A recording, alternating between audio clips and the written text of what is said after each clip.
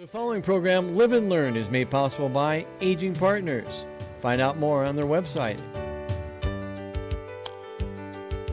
Hi everybody, welcome to Live and Learn. My name's Kim Hachiya. My guest this afternoon is Lora Black, and we are going to be talking about women traveling alone together. Stay tuned. Hi everybody, welcome to Live and Learn. My name's Kim Hachiya. Once again, I'd like to thank our friends at Aging Partners and at LNKTV for producing the show for us today. It's great to be in the studio. My guest today is Lora Black. She has a very familiar face, actually, to me, but also voice, because Lora, for years, was a radio host for Nebraska Public Media. You were there long enough to be through very many iterations of that brand. 30 years. 30 years. And that gig kind of ended for you last year, but even before that ended, you had started kind of a second career as what you call an ambassador, helping women sort of fulfill their dreams traveling. So welcome to the show, Lora. Well, thank you very much for inviting me. Yeah. Yes, the travel group is an all-women's group, and they're kind of rare around the country. I don't know, we're one of maybe a dozen or so.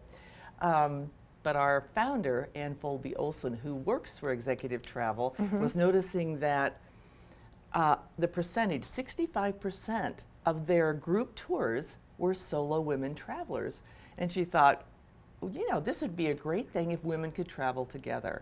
And it's great to travel with couples and everyone, but there's just something different about traveling with other women. And so, is there a typical woman that wants to travel solo, or what's the demographics of that? Our literature says 55 plus, but we've had mothers and daughters and sisters. We even had 80-year-old friends that had been friends since kindergarten meet up on one of my trips. And, you know, so anyone can enjoy traveling. If you're solo, if you want to have a little company and maybe feel a little bit safer, you can travel with our group. So that's kind of one of the things that group travel sort of helps is with the safety. What are other things that the just group travel offers to just the general traveler, but maybe to the women that are part of your demographic? I guess that's a weird term, but well, we like to clients. keep our groups small, like 20, and I think, you know, many people have been on, you know, group tours that are really large. Well, a small group, by the time the 10-day tour is up, you'd be surprised how many close friendships have been developed. And, you know, it's great at our age, you know, 55 plus. We've had losses in our lives, you know, kids have moved out of the house, and here's an opportunity to make new friends. Right. You told me that you do sort of a post-tour assessment, and that you ask people what do they to describe the tour, and that one of the things that they frequently describe is camaraderie, friendship, fellowship, having somebody to share a glass of wine with at the end of the day and say, wow, wasn't that thing we saw at that bridge weird or beautiful or whatever? And I can understand that. I can see why that would be an important thing. It's very true. I liken it to a sisterhood, because when you come back and you've got all those great memories, you've made new friends, but you've also shared in the same adventure. And, you know, those special times are going to be with you for a long time. Yeah. I think while we're talking, we're going to roll some images of just trips that you guys have taken. How many tours have you, when did your company get started, and then did the pandemic affect it? Oh, yes, like everything else. Our company started in about 2018. Okay. And we were just kind of getting off the ground, and then the pandemic. So we have an upcoming Greece tour that I lead in September, and it had been moved 4 times. Like every other group in the country and all the airlines, you know, but we're trying to get back, and everyone is so anxious to travel. So, you know, it's what we do. It's a great time, not only for the travelers, but for myself as an ambassador. We're probably the only group in the industry that sends an ambassador. And it's someone who can, you know, kind of keep things going smooth. We always meet up with a tour guide in the different countries who speak the language, and they're the ones that are in control. But, you know, I kind of help with the little everyday things. And sometimes It's just that someone needs a hug or, a listening ear. And that's what an ambassador does. They're there to help out. Right. I kind of think of the ambassador maybe, and I've not been on one of your trips, but kind of the den mother that has the giant purse who can open it and say, here, I have sunscreen. Here, I have masks. Here, I have chopsticks, or whatever that you might need along the way with your magical giant purse.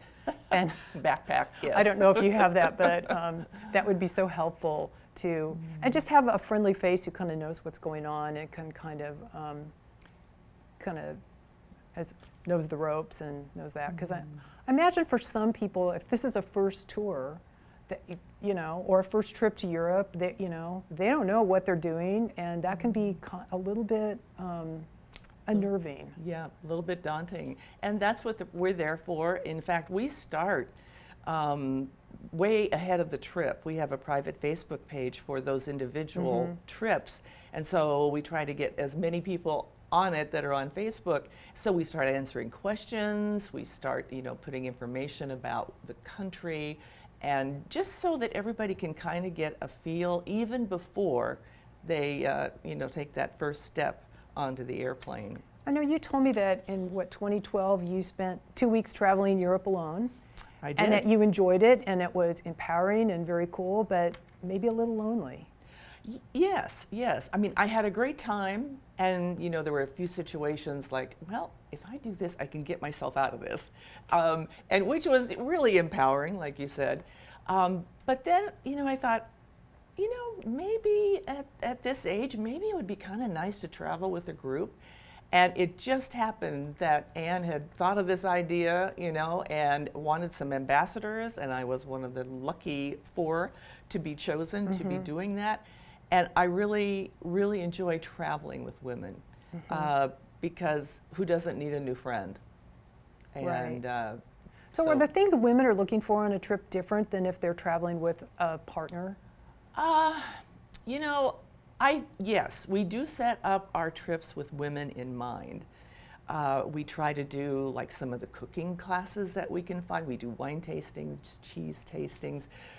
We did a fantastic thing in Ireland that I never even thought about getting to do, and that was going to a farm where there were hawks. And so we had our leather gloves on, and the hawks would swoop in and land, and the handler would give them a little treat. He said it was tofu, but we all know that was not the case. Right.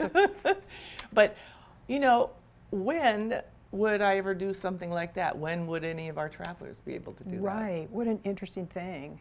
Yeah. And I mean, it sounds, I don't know if it's sexist to say this, but men and women often have different interests. And women may be really interested in going to the original Harrods, and men are just like, don't make me shop. And so I can see how having a trip that sort of, I don't want to say stereotypically, but it is sort of stereotypical, that would be sort of cater to that sort of interest and need and desire. So you told me that you have a sort of Lora's 10 commandments for traveling, and that one of the commandments is that you will make liberal use of the F word, but your F word is?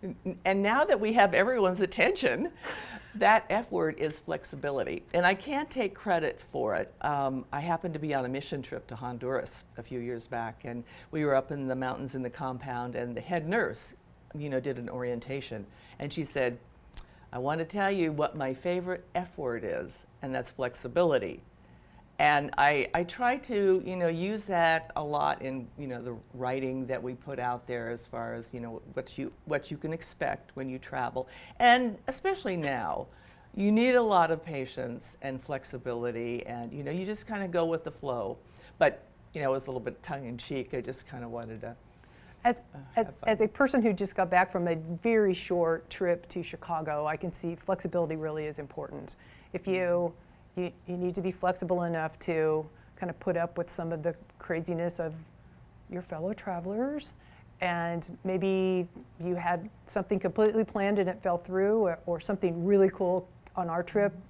2 things I absolutely had no planning on doing, and we ended up going to a parade that I didn't know was happening until we got there. And then we found out there was a free concert at Millennium Park, and I said, hey, do you want to go to this? And we went to this free concert. Cool. And we kind of jettisoned other things that we decided to do, but we had the flexibility and the, I don't know, we were just said, yeah, let's do it. We're in Chicago, let's find something fun to do. So are most of your trips overseas? I know that there's some that are stateside, right? Correct. So we do domestic tours, and in fact, we did a lot of them at the beginning of last fall when we were able to, you know, with the vaccines being in place, we could do some domestic tours. But this year we've been trying to, you know, put those trips like Greece, which had been delayed for 4 years, back into the schedule. And it's been great. We've been to Ireland and Italy, and of course coming up in Greece, and then Iceland is coming up again too. So the I countries. yeah. So really, and we always ask for input. You know, we have a survey at the end of every trip. We want people to give us some information, you know, and tell us, where do you want to go? Where's that dream location? Someplace that maybe you always wanted to go. Yeah. And we, you know, take that into consideration, and who knows, may come up next year. Yeah. Well, I think the idea of women traveling, you know, in groups or together. I think your tagline is something like traveling solo together, which I think is really an interesting sort of tagline. And I'm intrigued by the idea because I can envision myself maybe someday doing something like that. And I think a lot of women, I've had other friends that have gone on trips with you, and they've all come back just saying it was a great opportunity. And I think as we move ahead, more and more people will be doing this and just saying, bucket list going to Iceland, spouse says no way, and let's just do it then. We have a lot of that. You know, you could be a retiree, perhaps you join us, you know, for your 2-week vacation, you're still working, or perhaps, you know, your husband doesn't like to travel at all, he wants to go fishing, but says, hey, go ahead. And he knows too, they're in good hands because it's a safe way to travel. You know, we take care of you from the moment you step on the plane to go somewhere to your destination until you get back to your airport, your base. We have your back. Yeah, that's good feeling. I've done tours with other groups, and that is a good feeling to know that kind of all those details are happening, kind of running in the background, kind of behind the scenes, and everything is kind of taken care of. And it does reduce that anxiety a lot. I think does keep a lot of people from traveling because you just maybe you're not as flexible as you wish you think that you are. So anyway, Lora, thanks. We are close to the end of time, and I appreciate today that you took some time out to come talk about women of the Midwest and women traveling alone together.